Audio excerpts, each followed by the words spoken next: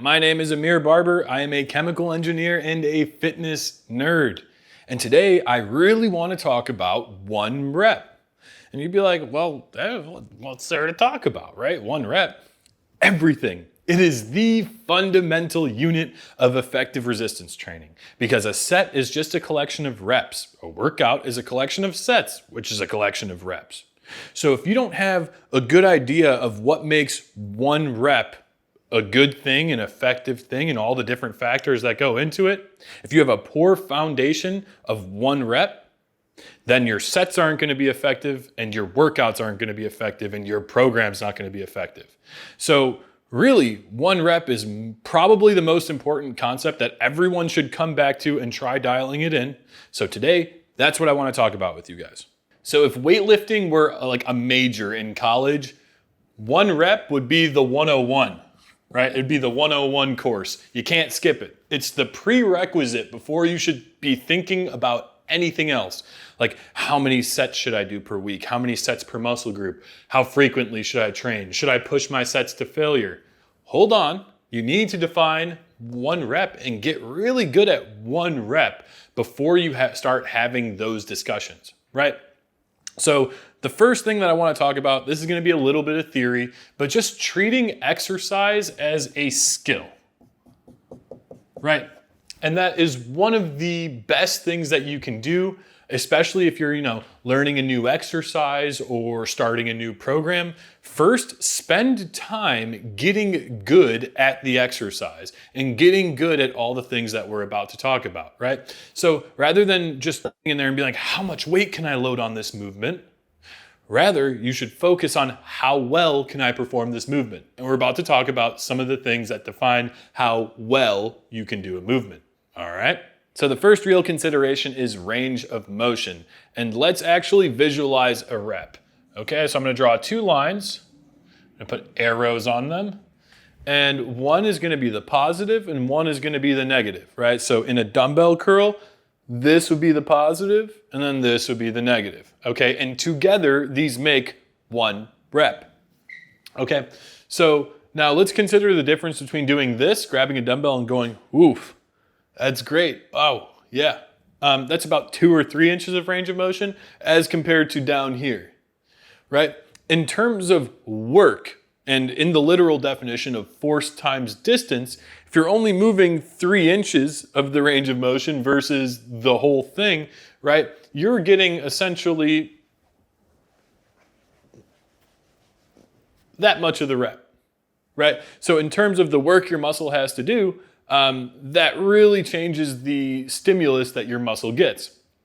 So more range of motion isn't always better, but if you're watching my video tutorials on how to perform a certain exercise, I always define that full range of motion, and you don't want to cut it any shorter than that for the most part, okay? So training with a good range of motion in the effective range of motion is very important, okay? Now let me redraw my lines.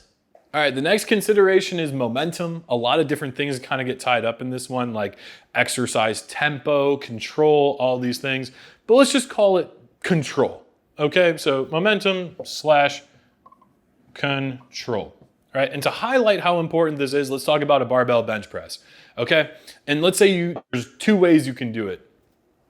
And the first way, which I don't recommend, is you just pretty much drop the weight on your chest and you yeet it back up. So it's bounce and you're out. The second way is you actually control the negative, you take a brief pause at the bottom, and then you come back up, right? Now, in that first scenario, what happens when you just drop the weight and you create a collision off your chest is that you're using the energy from it going down and bouncing off your chest to actually get it and rebound it back up, right? So that energy transfer happens, and all that transfer happens, with an actual impact off your chest, but your connective tissues will actually act as rubber bands, store that elastic energy, then catapult you into the positive, okay? So that's not your muscles doing the work, that's really the physics of collision doing the work, okay? And that's not the goal. The goal is to get the muscle as much stimulus as possible. Not to mention that, putting a bunch of stress on your connective tissues and bouncing things off your chest is a bad long-term play in terms of safety. That's an aside, okay? But if you're not, momentum becomes extremely important in the end ranges, right? Especially when you're going from the negative to the positive, okay? So if you just bounced it off your chest, right? We can still technically call that a full range of motion, like we discussed, whichever way you're doing it, right? But if you're using momentum to get from boom, boom, here to here, then you've effectively just made the rep about half as effective, maybe even probably less if you're talking just about the pecs. Okay, so the rule of thumb, the takeaway here is that just briefly between the negative and the positive, you take a brief pause. It doesn't need to be long. It just needs to be a brief moment where nothing's moving and you cut out momentum. So then your muscles actually get to do the work rather than an impact providing that energy or your connective tissues acting as rubber bands and catapulting you into the positive. Okay, so momentum and control, very important to keep in mind. This next one, tempo, ties closely in with momentum and control, but it has to do with how fast you're performing different parts of the movement. So there's kind of, 3 or 4 different spots we could talk about tempo. We could talk about the negative, how long we stay at that pause in the bottom, the positive, and then how long we pause at the top. Okay, so generally speaking, you want to spend anywhere from 2 to 4 seconds on the negative. It could be a little bit faster depending on the movement, but the primary thing is that you're controlling it the whole way through and that you're pausing and in that space between the negative and the positive, you're cutting out momentum, okay? But so 2 to 4 seconds on the negative, a brief pause, and then here's the important part. On the positive, you do not want to intentionally move slow. You want to be pretty forceful and contract hard through the positive, okay? Now, obviously, you still want to be controlled, but you don't want to intentionally go slow, okay? So you want to intentionally go slow on the way down, have a brief pause, then explode out of there, okay? And that gets into a whole topic about motor unit recruitment, mechanical tension, yada, yada, yada. That's the key takeaway, though. That's what you need to know. All right, so the last thing we need to talk about is consistency, and there's 2 types. There's consistency within a set, and there's consistency from workout to workout. So first, let's talk about within a set. Okay, so is the way that you are performing your reps changing throughout the set? It's really easy to have proper control and a full range of motion on first rep, but as things get hard, as you're getting close to failure, are you cutting out the range of motion to make it easier on yourself? Are you bouncing out of those end ranges, right? So those are things to think about, because if you're changing the way that you do your reps within the set, you're gonna make the set ultimately less effective. Really, the only thing that should change is the speed of the positive, right? So we should stay consistent with how we put it down. We should stay consistent with the pause, right? But the speed of the positive will change, because initially, as we're fresh, it'll be, we want to be explosive, so boom, it'll go up easy. But at the end of our set, we're going to be struggling through, and that's okay. But everything else should be held equal. Now, in terms of consistency from workout to workout, this is something that a lot of people might not think about. Okay, so we need to take a step back. This turns into a broader conversation where we talk about progressive overload. So the key to sustainable long-term growth is progressive overload, which is adding reps or weight, or a combination of both, to the exercises that we're doing over time. Okay, so we're getting stronger, essentially, okay? And we want to track progressive overload log booking is a very, very good practice. And if you're in my training teams or you train with me, we log, okay? We can have a whole separate video about how important log booking is.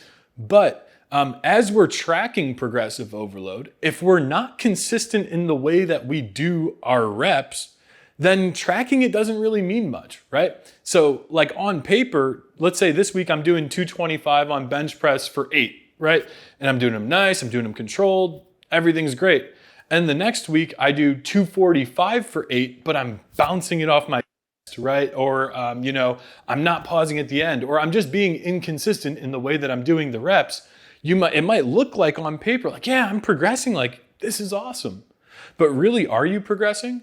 Because all other things have to be held equal. You have to be consistent in the way that you're doing your reps. Otherwise, tracking progressive overload doesn't mean much. So you see why being consistent in the way that you're doing your reps, not just within a set, not just within a single workout, but from workout to workout, is very important. And that's something that's often overlooked. For the sake of being thorough, I'm gonna mention things that we didn't touch on that have a lot more to do with the specific exercise that you chose. So exercise selection and how we set up those exercises. All right, so first thing is alignment, right? That could greatly affect how effective one rep is. So for example, if we're hitting a bicep curl, right? Let's say we have a cable. We want the cable to be in line with the joint, with the direction that the bicep's actually capable of pulling, right? So we want it in line here. So an example of it being very poor alignment would be to have the cable somewhere over there. So imagine the cable's over here, I grab it, now I'm here, and the cable's going this way, right? And I'm trying to do a bicep curl, right? That's not aligned with the target joint that I want to hit. I want to hit the bicep, and it's not aligned with the elbow joint properly. So alignment is something very important to keep in mind for exercise selection. Along the same kind of, not the same line, but similarly, again, with exercise selection, stability. Generally, the more stable a movement is, the more output you can get from the target musculature, right? So this is like comparing a preacher curl where you're sitting down, you have a bunch of support around you, and you don't have to focus about balancing, standing, core strength, nothing. It's just all bicep. All right, so stability is something to keep in mind. Or like, let's say a dumbbell chest press versus a really good chest press machine. If you're looking to maximize the output from the target musculature, the pecs, then that machine may be a little bit more stable, so it reduces the coordination demands, which means you can get more output from the muscle. Anyways, that's just something else to consider. And the last thing, this goes deep down the rabbit hole, is resistance profile. So specifically, does the resistance supplied by this exercise and how it changes throughout the range of motion match up well with the strength that that muscle is able to produce, or the force that that muscle is able to produce through that range of motion?